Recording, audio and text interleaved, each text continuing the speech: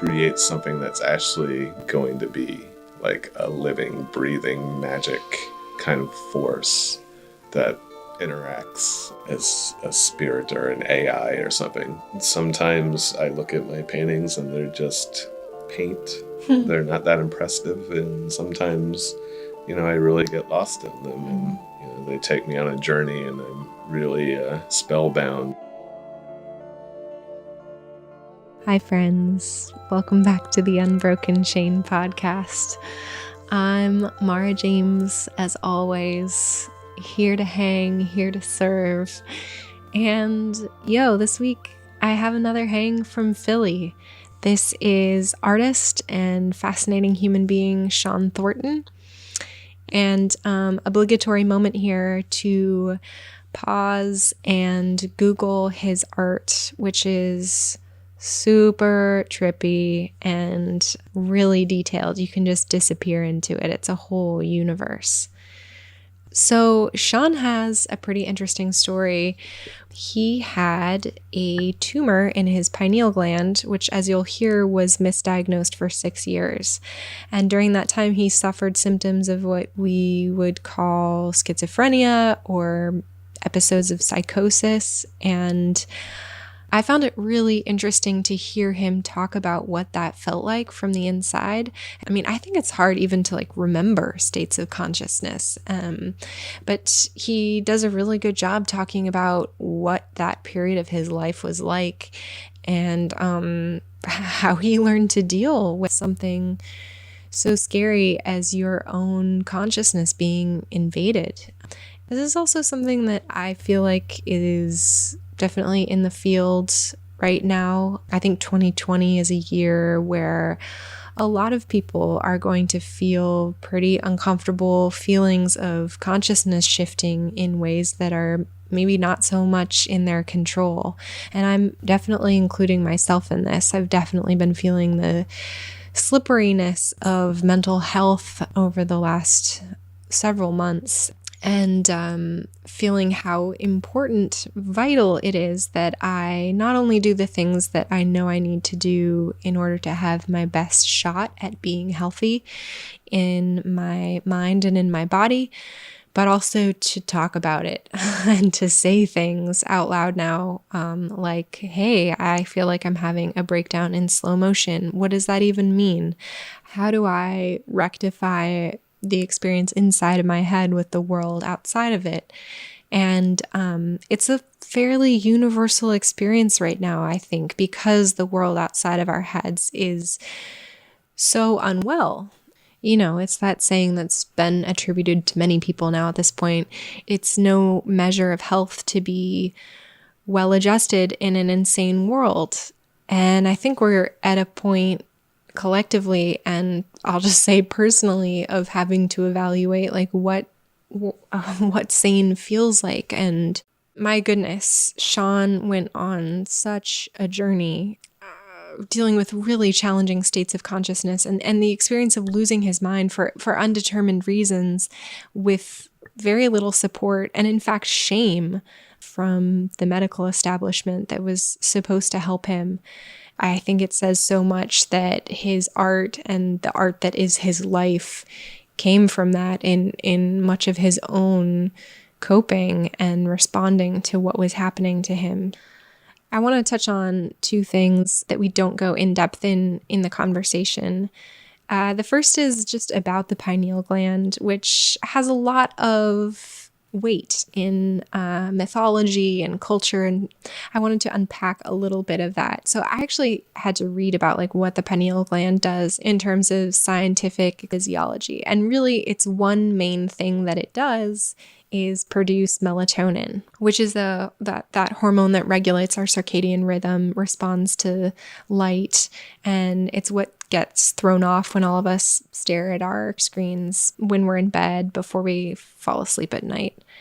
Pretty much all vertebrates have pineal glands. And many of you may also know about it as sort of the seat of our soul. The pineal gland has become kind of synonymous with the third eye. And that really started in the 17th century with Descartes, who was the first one who posited that the pineal gland was literally the seat of the soul, from which all thought or consciousness really is formed. And this has been expanded and explored in many different ways in many different cultures. There are some people who say that the pineal gland is responsible for like spiritual technologies like telepathy, or indigenous cultures like the Aborigines who could traverse vast, areas of the desert with this kind of inherent like bird's eye view GPS tracker, access to the dream time, shamanic practices. These technologies that we've really lost touch with in the West. And you may have also heard, like I had, that the pineal gland is responsible for producing DMT, which is released when we're born and when we die, maybe when we're dreaming. This hasn't been supported by science, but it's definitely been accepted in a lot of spiritual circles. It's located in the geometric center of the brain. And it has these like really fine granular particles inside of it. It's almost like crystals, which you could think of like the crystals in a wireless receiving set. And I'm lifting this from this guy, Lawrence Gardner, who posited that means that magical rites and meditation techniques are aimed at sort of gaining control of this organ and increasing its productivity to help us receive and transmit high-frequency broadcasts, which leads to a greater state of cosmic awareness or that feeling of just knowingness. And I mean, you can keep going down this rabbit hole, which I encourage you to do if you enjoy, using your imagination. Scientists found these ancient bird fossils that had really small eye cavities, but a really big pineal gland. And they posited that these birds didn't actually see with their eyes, but they saw with their mind, essentially. And so the parallel can be drawn that any being, including humans with a pineal gland, have access to that kind of seeing, spiritual seeing, because of this organ, which is an essential part of our endocrine system and maybe much more. And the last thing I want to say about it is that fluoride is scientifically proven to calcify your pineal gland. And even if you're not going to subscribe to any of the spiritual concepts around the pineal gland, that calcification does disrupt your endocrine system. It does disrupt the production of melatonin, and it can throw you off significantly in ways that will undermine the health of your life on a lot of different levels. And you can read a lot of stories about why fluoride became an accepted thing that we put in our water in the United States, but no other countries do that besides the UK and Ireland, because it has been shown to be a disruptor. So if you're still using Crest or Bubble Guppy's toothpaste with fluoride, I just would invite you to do a little reading about it. There is grounded scientific research about how fluoride interferes with hydrogen bonding and inhibits some really key enzymes. So, da-ding, I'll get off my soapbox now. Last thing is that at one point, Shawn references his Joe Rogan money, which I just wanted to expand upon a little bit because we talked about it before we actually started recording. Somebody sent Joe Rogan a print of one of Shawn's paintings, and it was in his recording room. Joe Rogan then talked a little bit, told some apocryphal stories about Shawn and the cancer, and Shawn ended up selling a lot of paintings, a lot of prints because of that little moment of fame, including to Alex Jones. His brother reached out and bought a print for Alex, which, yes, Shawn feels very conflicted about. So, okay, here is Shawn Thornton so generously telling the story of his brain and the paintings that have crawled out of it. For all of you that are struggling with your mental health, you're so not alone. You're not crazy. What you're feeling has been felt by many people before you. There are resources and ways of holding what's happening, much of that happening outside of the medical establishment. So please don't be afraid to talk about what's happening, to advocate for yourself, and to ask people to help to advocate for you. It's possible to feel better, and you deserve to feel better. I love you guys. Go look at Shawn's paintings, get lost in them, and come hang out with us. I was misdiagnosed for 6 years. Really? What were you told? I was told, I said that I had a brain tumor, and the doctors were like, no. Officially, I guess I was told that I had schizoaffective disorder. But I was also told I had a lot of other things, but I think officially it came down that the last thing I was treated for was schizoaffective disorder, which is on the spectrum of like somewhere, just a muddled spectrum of schizophrenia, psychosis, and manic depression. It's just kind of it's all blanket terms. I mean, I guess the adage is that you can't really explain mental illness the same way you can't really explain taking a psychedelic drug to somebody that's never experienced it. It's just kind of far out left field of anybody's comprehension if I haven't experienced it. Mm-hmm. Did they put you on antipsychotics? Oh, yeah. And they almost killed me several times.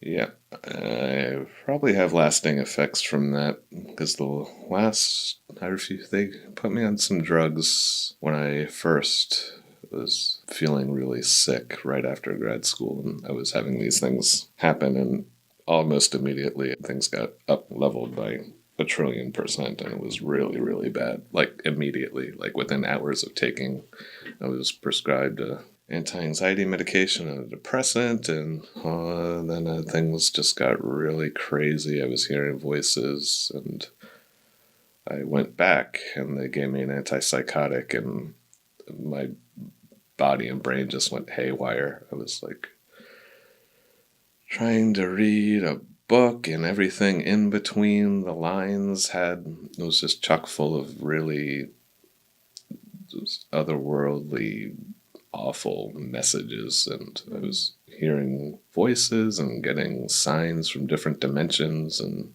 in the same breath I was like, my heart was like pounding through my chest, I was sweating like crazy, and it felt like there were mechanics like pressing different parts of my brain with like wrenches and squeezing different chemicals, and like I was having all these chemical explosions in my brain, and I just thought I was going to die.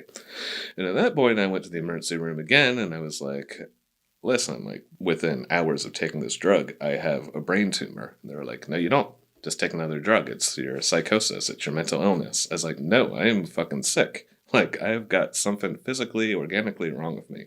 And they're like, no you don't, no you don't, no you don't. They're like, you're too young. Many, many times I was like, you need to give me a CAT scan. I need a CAT scan. I have a brain tumor. And they're like, my physician would always say, giving you a CAT scan would cause more harm than good. It's very unlikely a brain tumor, et cetera, et cetera. So a couple of years go by. I was like, fuck them. But things didn't get better. Things got slightly better because I wasn't in school anymore. And when I was in school, I did a lot of damage to myself. Willingly, but I was young and I thought I could take it, and I wanted to go out there and have my own sort of masochistic visionary experience by painting 12 hours a day and not sleeping, not eating, and smoking 2 packs of cigarettes a day, probably laced with painting chemicals, and probably ingesting paint, ingesting all sorts of stuff, and it culminated in a shitstorm when I graduated. But that aside, I mean, I think with the brain tumor stuff, it was just a culmination of all that stuff. But I definitely knew from the start that there was something organically wrong with me. And so a couple of years go by. Things get a little better because I'm taking better care of myself, but I'm still experiencing periods of episodic psychosis. It's not as bad as it once was, but I was hooked up with a free mental illness clinic. In my mind, I was like, well, if I really had a brain tumor, I'd be dead by now because nobody has something like that for a couple of years, a few years, and still lives. I didn't know that much about the issue, and I just assumed that if I really had a brain tumor, I'd be a lot worse off than I was. And they gave me this drug. They gave me a very light dose. It could have been a placebo for all I know. But they're like, okay, take the this little dose. And I took it for like a week. Everything was copacetic. Nothing was happening. Then they were like, okay, now let's take the full dose. And the day I took the full dose, I went to work and I couldn't stand up. I was so tired, just yawning. They're like, okay, go home. So I was driving back to my home in a farm outside of Charlottesville. And about halfway there, it's just like, boom. And I start hallucinating and having the worst panic attack. And I was just like pulled over to a little side country road. And I sat there for about 2 hours and I didn't know what to do. I was like hallucinating and panicking. And I was like, do I walk home? Do I lay on the horn and scream? I mean, what are people going to think? Like, I am like totally fucked up. Like, what's going to happen? And so I eventually got it together enough to make it the 10-minute longer drive home. And everybody around me was like, and not everybody, but definitely the psychiatrist and my primary care physician and the psychologist were all like, oh, just keep taking it, it'll get better. And I was like, I didn't believe them, but at that point, I just couldn't live like that. I couldn't live the way things were going. This is in my early 20s, I was 24 when that was going on. They're like, just keep taking the drug. It'll get better. It'll go away. These are normal things. But it felt like there was like a vice on my heart. I was having tremors, dysphagia in my arms. And so I took it for like a week. And I was like, I can't do this. Like, it's not getting better. It's not easing up. It's so fucking hard on my body and my brain.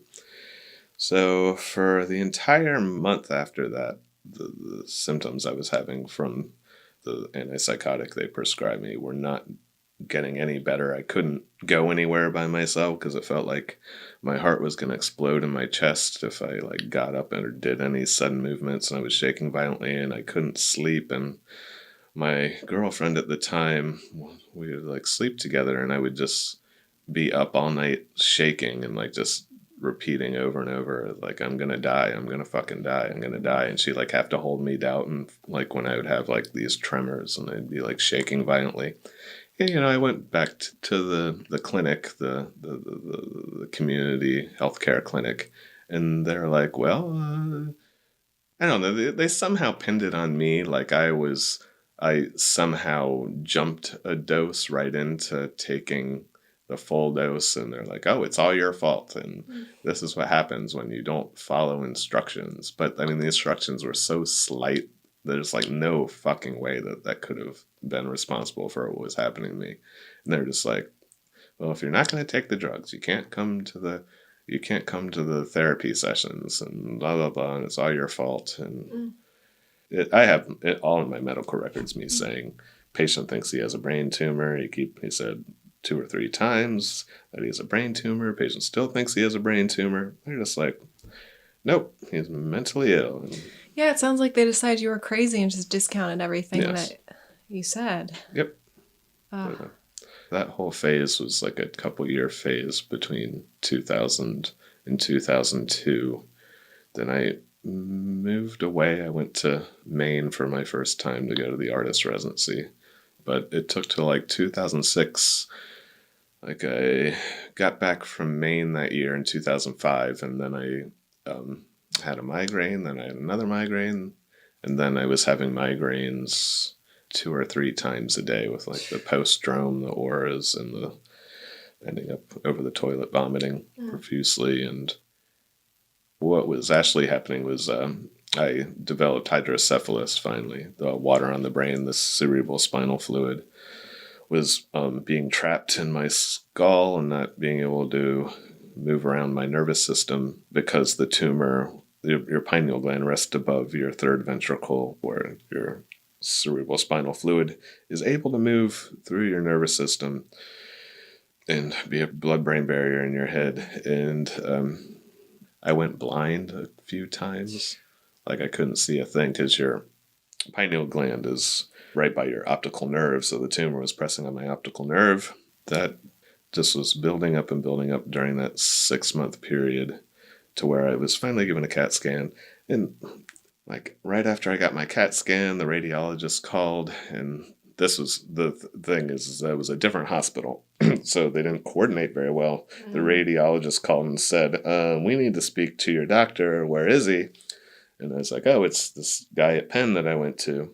You can just like make an appointment, even if you don't have insurance, and step into like a doctor's office. But it was a different healthcare system. So eventually I had my doctor called Mercy, and they told him that I had a brain tumor. He was freaking out and is like, "You need to get in here," and blah, blah, blah. And I was like, "Fuck, I'm going to die." And I had a seizure, I guess, from the stress. And I went to the emergency room at Mercy Hospital, and they're like, "Oh, you got a brain tumor." So I had probably the best week of my life, sitting in a hospital bed, being shot up with morphine, like on the hour, every hour for 10 days. And what was interesting is when I was diagnosed, I didn't really know anything about the pineal gland and mythology behind past the third eye, etc. My doctors, they said that it's often referred to as the third testicle because the tumor that I had is a midline structured tumor. I had a germinoma, and germinomas happen. They either cause testicle cancer, or they go to your heart, which is very rare, or they go to your pineal gland. And I guess my rogue germ cells that at birth were roaming around trying to determine my sex, if I'd be a male or a female. Some of them went astray. They went rogue and went up to my pineal gland, and over many years caused this tumor in my pineal gland. They said I probably had it for at least 5 to 10 years before it was finally diagnosed. But I remember as early back as late high school that I thought I had a brain tumor because I was a little bit of a drinker, and my hangovers were so, like, it just felt like something in my head that was gonna, like, pop off. Like, there was something in there that wasn't right. And I would also have, I guess, what some people refer to as spontaneous mystical experiences, which I felt at times like literally somebody had dosed me. I mean, I think looking back on that could have been early, not as malevolent or toxic versions of what later became my psychosis, whatever. But especially occur like whenever there was like a thunderstorm. Like I guess that might have had something to do with the barometric pressure, but I would get really psychedelic during the onset of thunderstorms. Well, a lot of what you've described sounds pretty unbearable and painful. Were there elements to it that you were sort of able to get benefits from? Or Not at all. wow. In retrospect, I mean, and I look at my paintings as kind of containers and talismans for and against those experiences. And like one current of it was very much like I was being possessed. And the other thing that was happening was like, I often explain it, it felt like there was like battery acid running through my body. I'd go places and it just felt like I just wasn't on like the same wavelength where you wouldn't have to think. You wouldn't have to think at all about the spatial arrangements around you, or it just felt like I was operating on like a level of somebody that wasn't well. Like I was, as I described, like I had battery acid like in my brain or something. And that quickly turned into episodes of just living hell. Like would often come on like around noon, and like from 4 to 8 hours, it just like I couldn't control anything that was happening in my brain. It felt like there was a separate me that I was fighting with. I would feel like just the most like degenerate nihilistic things, like just randomly yell obscenities or like taboo things at people on the street, or like jump in front of a car or jump out a window, or God forbid, a myriad of other really, really terrible fucking things. But it wasn't me. And I knew it wasn't me. My better self was like, fuck that. But the thing that I felt was happening to me or attacking me, it felt like it was literally attacking me. It was like a terrible compulsion that it was as much, oh, it wasn't as much as me as me, but it was something that had a conscience that was thrusting its will against my kinder self, But that fucking sucked. But from that, I mean, the good things that came out of that is I'm a exercise fanatic because I won't fall into the same psychosis, but I do fall into, like, say I get up and I like tool around on the internet and I just lose time, and then I go outside, I get very confused and I feel icky, like really icky. But I learned from the psychosis the only way that I could beat the psychosis and the general sickness that I was experiencing, I couldn't rely on doctors. And, any alternatives weren't helping, like pills. Every once in a while, I'll still go on, like, oh, maybe this herb or this vitamin will help. And it never does anything. And before, it would just exasperate things. But exercise. And I feel kind of like a dick because whenever somebody is like, oh, I'm depressed or I'm going through this, I'm like, my answer to everybody is just like, you need to exercise. No one's going to help you. I mean, I understand a lot of people are like, well, if I feel this way, how am I going to like get up and run if I do this like feel this bad? I'm like, you got to do it. I felt that bad. You have to do it. It's the only thing that's going to save you. But, that's kind of judgmental and bit on my high horse there, but exercise saved me. I do a lot of yoga and I run a lot and I go to the gym and work on those little machines. That's kind of funny. Yes, I try to exercise as much as I can and I love it. I can relate to that. I think I run for the same reason. I've had people before been like, oh, you're so disciplined. I'm like, no, this is keeping me okay. And when I don't do it, I'm very aware of not being well. It's almost like I have this quantity of energy inside me, and if I don't burn it up, it starts to burn me up. Yes. Well, I feel like I can't activate my energy. I can't even activate my consciousness or just the energy inside of me without like a vigorous spark like that. I need to get something in my body, some energy in my body that's been thwarted. I mean, I'm continuously trying to understand that better, especially through yoga. And have you ever done any meditation? Yes, meditation retreats. I did the 10-day Vipassana. Oh, I did too. Yeah, how's that? It was incredibly incredible. I mean, it was like so many things. It was like the most bored of boredom, the most psychedelic of psychedelic, the most painful of pains, the most uplifting, beautiful high. It was two major things happened. I mean, a lot of stuff happened. I mean, I'd have like aliens like landing on my head, UFOs, and the third day I had a complete, I guess you would say, a psychotic or anxiety attack. At the end of the day, I just like thought they were going to have to call the ambulance on me. I was just like trapped inside myself. I don't know. I mean, I've never really had I've had good psychedelic experiences, but I mean, I realize now that I have probably had a deep anxiety disorder since I was a kid. And, that can kind of go wrong if you're experimenting with psychedelics. So all of my psychedelic experiences were always like the peak where you just feel like you're going to fucking lose it.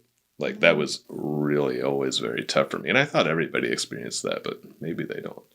And then the coming down was always like the peace, love, I feel great.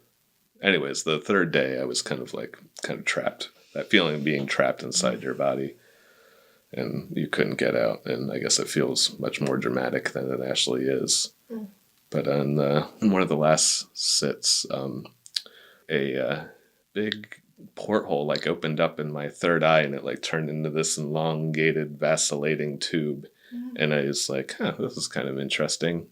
And I could like see clearly throughout the tube, and I was like looking at everybody in the room, but they were in like their light bodies, and I could like see their metaphysical bodies or whatnot. And I was like, this is really interesting. And it was just kind of like undulating. And I told myself, like, look who's in the room and look who's not in the room and see which spaces are empty so you can record this for when the meditation is over. And I looked at everybody in the room and I noticed who was not at that meditation. And when the meditation was over, I looked and I was like, oh, yeah, that's kind of accurate. So I don't know what to make of it. The other funny thing is, like, probably like day 7 of the Vipassana retreat, I was sitting there, and at one of the sits, I was just like, I can't take this anymore. So I went to my room, and I like looked out the window, and I was like, wait a minute, there's like people walking around everywhere. What the hell's up with this? Like people that I know that should be in there meditating. And then I realized at the very end, day 7, that you didn't have to sit like for all the sits. I was going to each and every sit.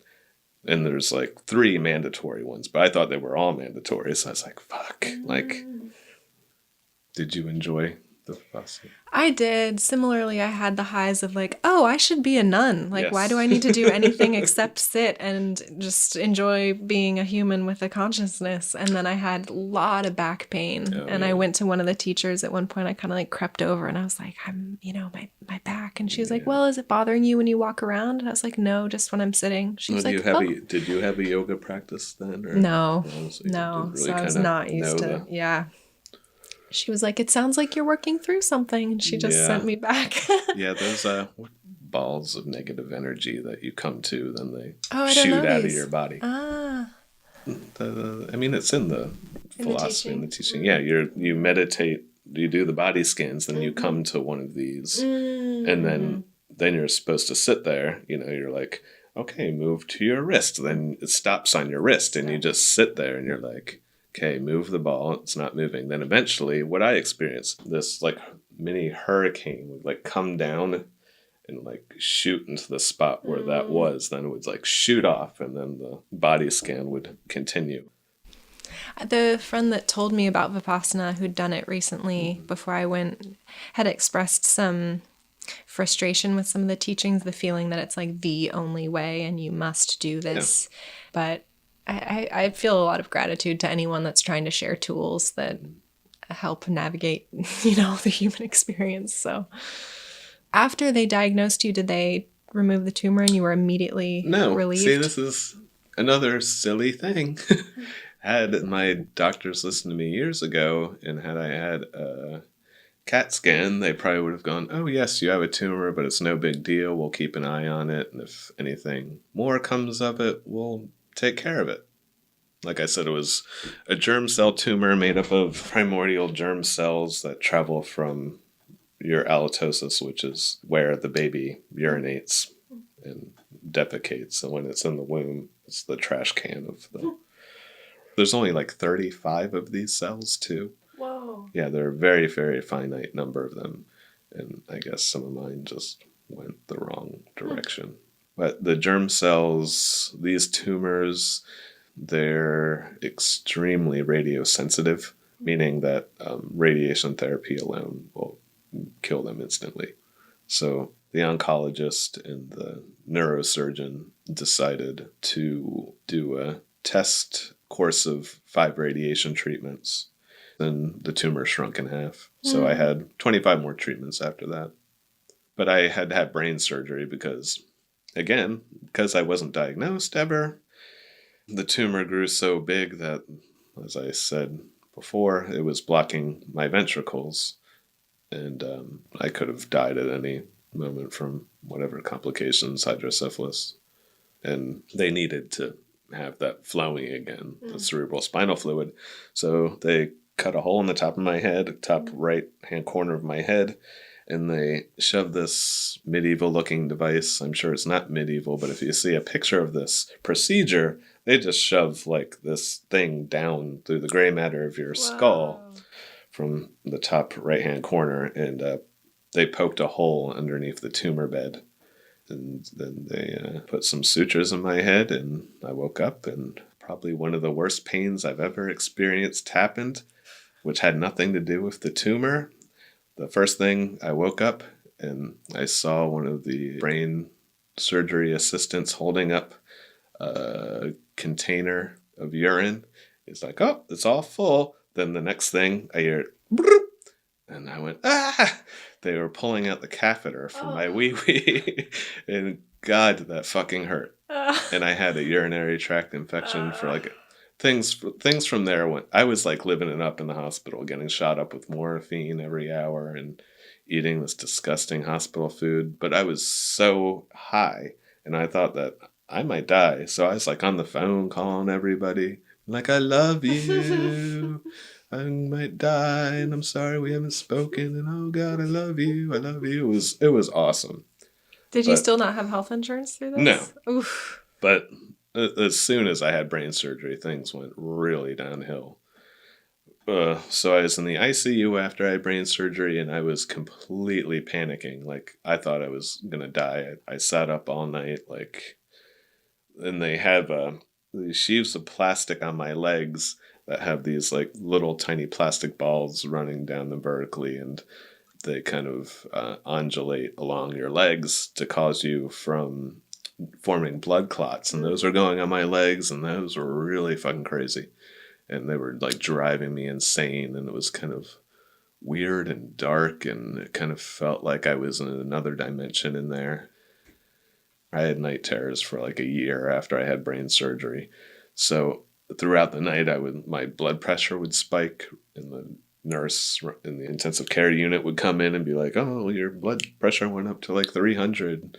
And then the morphine, it built up in my body, and it had the opposite effect. And I just felt so oversaturated and brutalized, and just like the television was doing all sorts of weird satanic stuff, and I was hallucinating and panicking and being like, please call the doctors, call the surgeon, this isn't going well, I'm gonna die. But eventually I got out of the hospital and things were good. They put me on steroids, which was awesome.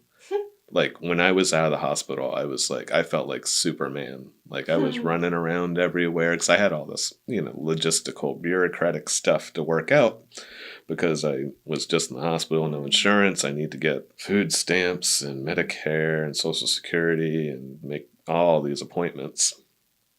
And I was just running around everywhere, and it was kind of great until eventually I had all the complications from the steroids. But what we were initially talking about is that the tumor itself, it wasn't actually that big of an issue, though it was cancerous. It was tumors like that, midline tumors in your brain. I was told they don't really migrate anywhere. It was a 3-centimeter tumor in my pineal gland. But what the relationship between my psychosis and the tumor was, for years I thought about it. And like, oh yeah, they must have done something. But I also did all this other terrible stuff. And, and I think the most dangerous thing, certainly doesn't apply to everybody, but a very obsessive artist, if you're kind of like in the battlefield there, like working out, like where, art doesn't really come freely and doesn't flow, and that's bullshit. You gotta really work, and you gotta push yourself to come up with a really true vision, something that really speaks to you, speaks universally, is very archetypal, and you can find yourself in a lot of trouble if you don't watch what you're telling yourself. You can be there hunched down, like trying to make this perfect line or geometric form, or push this little bit of paint into the composition to make everything flow. And that isometric tension creates a lot of stress. And if you're not telling yourself, if your internal dialogue is fucked up, like, if you're bitter or just not watching what you're saying, if you're not meditating or you're not telling yourself something positive, you can really, really do a lot of psychological damage to yourself. And that's what happened to me. I don't think I was a happy person. I think I was creating art for the wrong reasons. I really needed to do something exemplary, but it was coming from the wrong place at the time, and I really fucked myself up, and I really regret that enormously. But I probably wouldn't make the paintings I make today, but I'm also in a strange rabbit hole because I make one painting every 1 or 2 years, and I paint a lot. I mean, I don't paint any less than anybody else that has a studio practice. It's just my practice is very slow, and I went to art school, and in art school, it's kind of like in the art world, it's ideal if you want to have any sort of career as an artist. You need to be showing every 2 years and have a gallery, and you need work to fill up a gallery, 10 to 12 paintings a year. And I've more than come to terms with how things are going. With me, it's just, I guess my ego isn't as strong as it used to be, and I'm just like, I do what I do, and things are working out the way they need to be, or they are. And I guess in a way I feel like I would love to see what it would be like or look like if I were able to produce at a speed I would like to produce, because I would have more of my artwork out there. But it's just what it is. Mm-hmm. For now, I just have not been able to change it. I mean, I guess I could not bring my paintings to the apex that they eventually become, like everything interconnected, but kind of where I'm at, and I've been at for years. Do you feel like the painting process is similar to exercise, and that it's sort of a part of transforming your interior combobulations? Yes. Yeah. Yes. Do you subscribe to the mythologies around the pineal gland and sort of the stories around? Oh, I definitely do. Yeah. But I guess I try to keep things lighthearted, because I think opening up certain doors, you can get into a lot of trouble, especially if you are susceptible to that. I remember in the past, like, I would have a deeper hallucination, probably what one would consider like a schizophrenic kind of thing, come on, but I never fed it. I didn't speak to it. I guess can put it in terms of like I could feel a chemical imbalance coming on, and I guess I'm describing this in terms of like hearing voices. Like I would feel a voice out there wanting to talk to me, but I also could interpret it as I was having a chemical imbalance for whatever reason, and it was coming into contact with my healthier self, but I was always able to do something to push it away. And I feel that way with the seriousness of like Hermeticism or the pineal gland or magic. I mean, I both embrace the kitschiness of that stuff.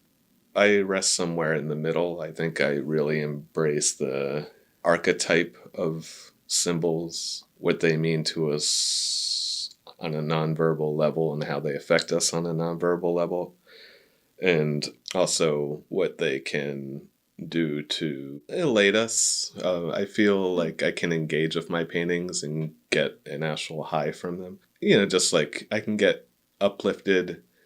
Well, everybody experiences this on various levels at various times. Sometimes I look at my paintings and they're just paint. They're not that impressive, and sometimes, I really get lost in them, and they take me on a journey, and I'm really spellbound and amazed by like, oh, that's really awesome. Like I made that, and it's like doing something. I mean, ideally, in my mind, I'm always pushing, like, I'm going to create something that's actually going to be like a living, breathing, magic kind of force that interacts as a spirit or an AI or something, which is That's just my imagination running wild, because there's things that are a hell of a lot more advanced than my paintings, like cell phones and computers and cars and washing machines. But I look at the interconnectedness and the little vignettes in my work, and when I add a simple thing like a row of dots or a triangle or like something to that triangle, like a glyph, that it's always amping up the energy of the work.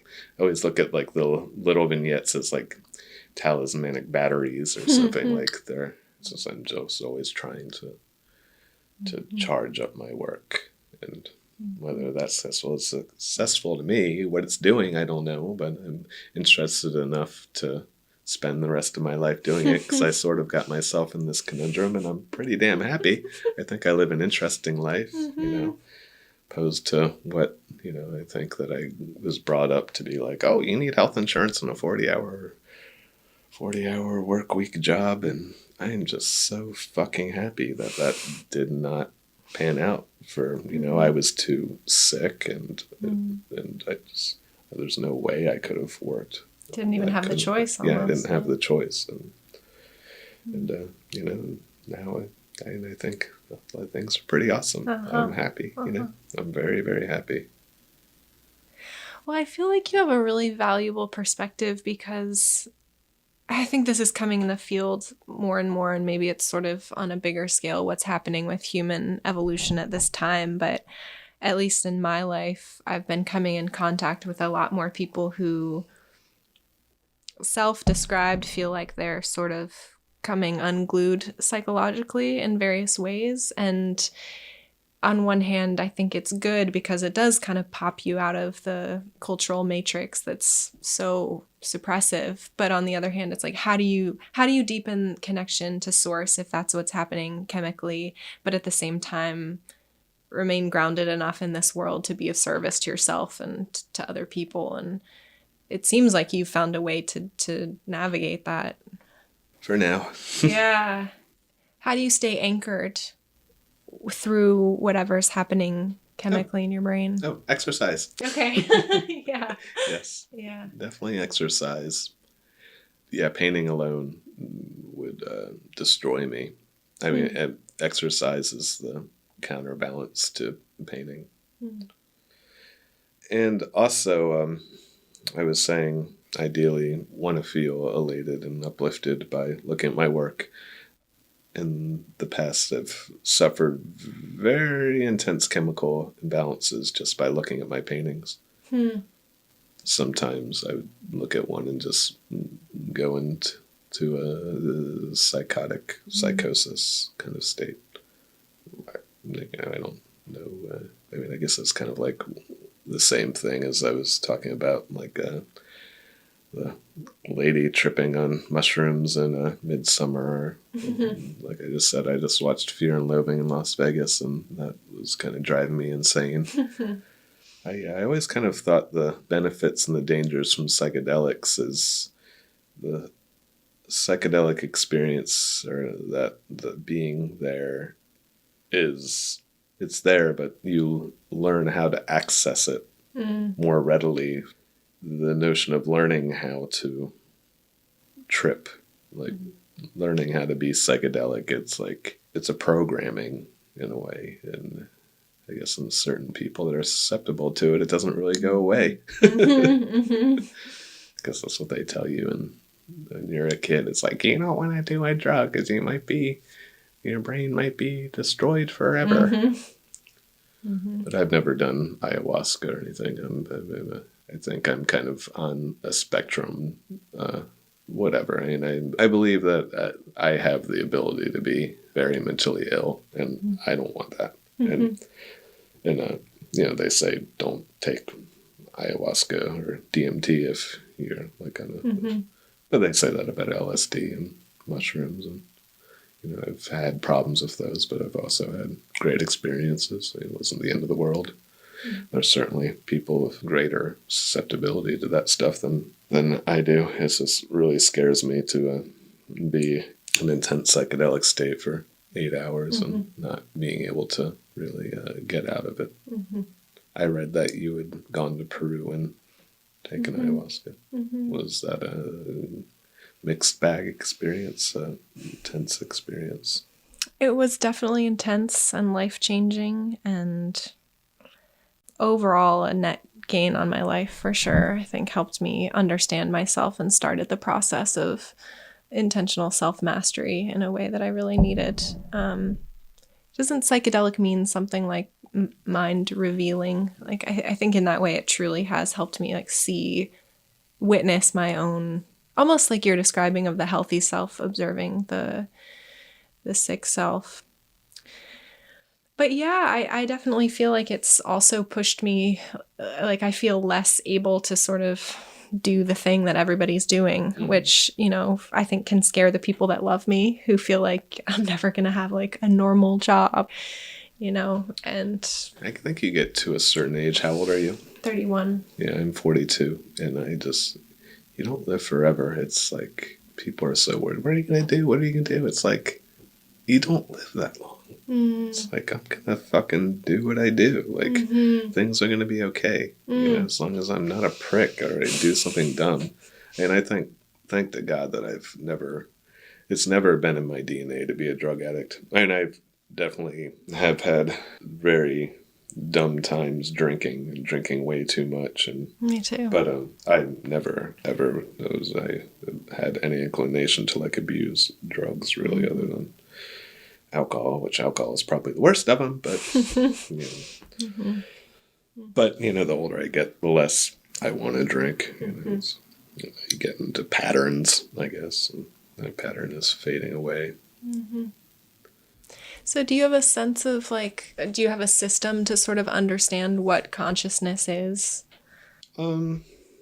No, I don't really care to know. I mean, I think it's kind of an unknowable. I mean, I like hearing and reading about and learning about different people's perspectives on the matter, but I don't really claim to know what consciousness is, nor do I really care. I think it's psychedelic and weird and fun, and you should let it play around and not constrain yourself. Though I'm very uptight. I wish I could get out of many of my thought patterns, but you know, I just think there's so much to enjoy in life, and I lived the first half of my life thus far kind of treating myself badly, getting wound up about things, and not eating right, and being lazy, and you know, that's just no way to live. And I just want to be alive and curious and as inquisitive as I can be. But there's a self-deprecating thing. And I think I'm very good at painting. My paintings. I mean, there's people that are way better painters than I am. And I go down the rabbit hole looking at art on the internet, and I know it's a completely different thing seeing something on the internet than seeing it in real life, which I also do look at a lot of art in real life. I've had that opportunity and have that opportunity. But, you know, it's easy to beat yourself up. Like, it's great work of art. This painting is like, I am nothing. Like, you know, you bow down to like work. But when Sam, my partner, and I, when we went to Europe from the Joe Rogan money, we went to all the major museums in Paris and Rome and all over, and Barcelona, and just seeing these masterpieces that you see in miniature and art books. The way people paint is so human. You know, you see it on the internet and it looks seamless and tight, but you know, that's not really what being a painter is. You're loose. I said as soon as we went to a few museums, I said to Sam that had I had the opportunity to come and see some of this stuff when I was in art school when I was younger, I would in no way be the painter I am today. Like, but I don't know. I don't know if I chose the way I paint or it chose me, or it really matters. I mean, I don't think my work or myself is that significant, you know. I mean, I've been very fortunate to kind of dig a niche in these little places just by serendipity, and that I find that incredibly interesting. Like, I know so many people, and I see online people showing in all these art fairs and people that get famous or art world famous. I mean, if you're an artist, you're not really famous. You can be art world famous, but fuck the art world. It's so stupid. But and I sell prints to like teenagers and people that are into lifting weights, and they just heard me on the Joe Rogan podcast. Like, I think that is so fascinating. I don't know who's buying my prints, but I sell enough to live modestly and not have to work too much and cover my body in tattoos, which has been a recent thing in the past 6 years of getting good tattoos, because I had bad tattoos from when I was in my 20s, and now I love getting really great tattoos. And people, again, are like, why are you doing that to your body? I'm like, we don't live that long. I don't care. I'm having fun. I think it's beautiful. Like, you're going to regret that when you're 60. It's like, fuck yeah, I'm going to regret age spots and all sorts of things. I'm not worried about it. Also, along those lines, I think it's also kind of has this talismanic effect. Is talismanic even a word?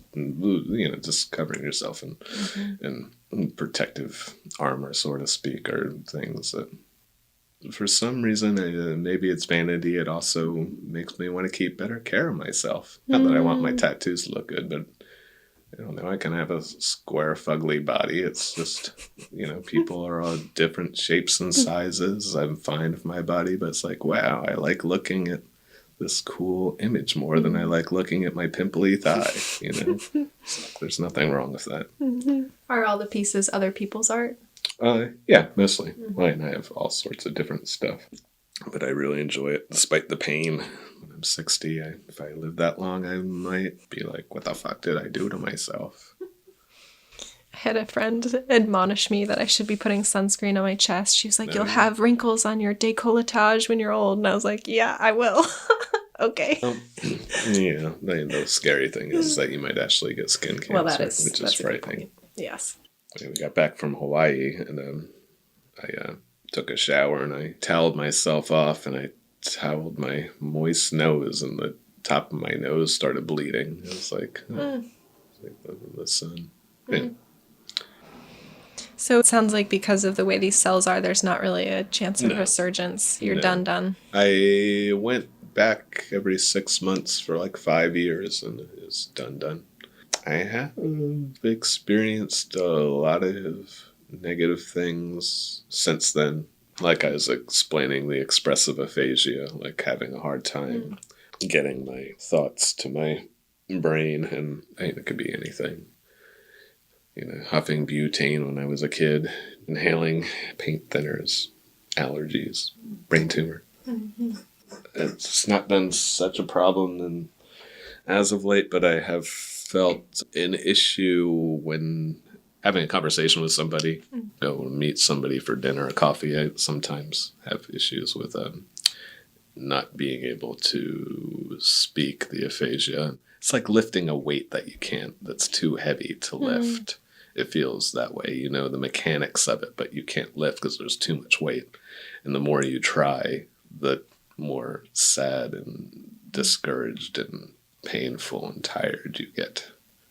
And that's been the experience that I've had for many, many years. And another thing is, for years I was obsessed with finding evidence that having a tumor in your pineal gland can cause psychosis. And there's nothing that's kind of evident that those two things have a correlation. But you would think if you have a fucking brain tumor, it's going to do something to you. But what can be a problem as far as your mental health goes is hydrocephalus.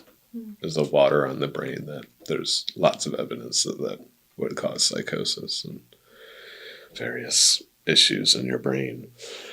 But my neurosurgeon or oncologist had said that pretty much once you have anything growing in your brain, there's not really any room for compromise in there. So you'll have like a little bit of that hydrocephalus from any sort of growth in your brain. So it was kind of uncanny how when I was really having episodes like where I could parse them into like 3, 4, 5, 8 hour time periods, they would often come on at noon and kind of alleviate some time in the evening. And maybe that had something to do with my biological biorhythms or melatonin, like when it does that sort of thing during the day, it's just been like your brain pressure increases at this point, and therefore the hydrocephalus gets worse, and therefore you start to feel fucking crazy.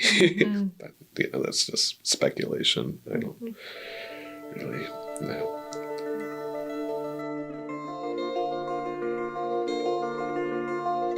I'm so glad y'all hung out with us again today. Thank you for being here. You can find Shawn online at shawnthorntonpainting.com. He's on Instagram as well. All of that is in the description.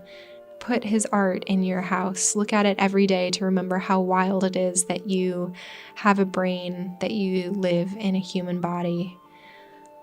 You can find me on the internet as well, always marajames.com, and on Instagram. I love to hear from you, and I love to hear what's happening in your beautiful brains. More soon. Thanks for being with me.